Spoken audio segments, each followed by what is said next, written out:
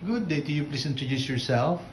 Good day, sir. I am Sharon Lagotao Gawan, 28 years old, single. I have one daughter, aged 3 years old, living Santa Filomena, San Mariano, Isabela. I have 2 brothers and 5 sisters.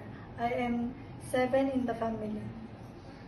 I am high school graduate. I took vocational hairdressing. Okay. Can you tell me your work experience? Yes, sir. I have work experience in United Arab Emirates as massage therapist for 5 years, and I worked in the Philippines for 2 years and to serve one couple and one daughter, aged 2 years old.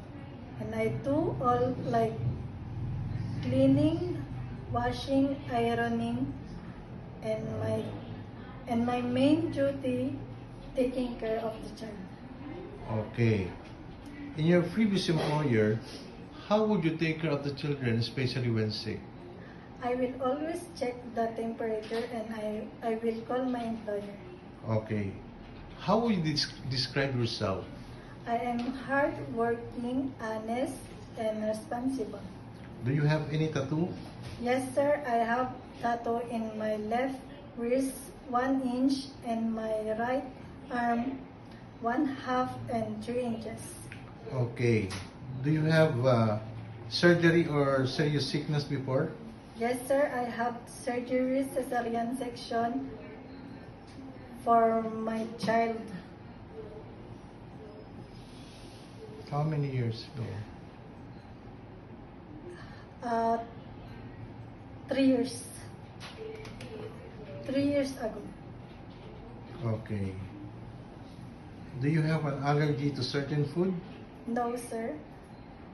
Do you smoke and drink alcohol? No, sir. Why do you want to work abroad? I work in abroad for my family. If you get hired, who will take care of your child? My husband and my father-in-law. Okay. If you're homesick, what would you do? I will focus in my work. What time do you usually sleep and wake up when you were working? I will sleep 10 p.m. and I woke up 5 a.m. Okay. Are you the one who do the cooking and marketing at home? Yes, sir. Sometimes kids are super active and they tend to be out of control. How would you control your temper? I will be patient and calm. Okay. Do you accept no day off but to be paid instead by your employer? Yes, sir. When you visited the parents, relatives, and friends of your employer, will you help and do the housework there?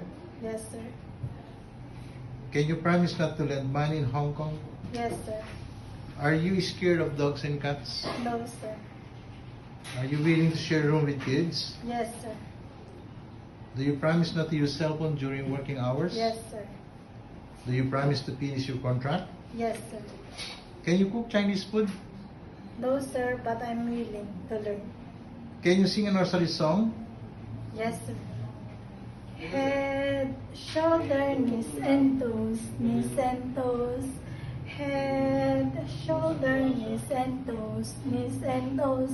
And eyes and ears and mouth and nose. Head, shoulder, knees and toes, knees and toes.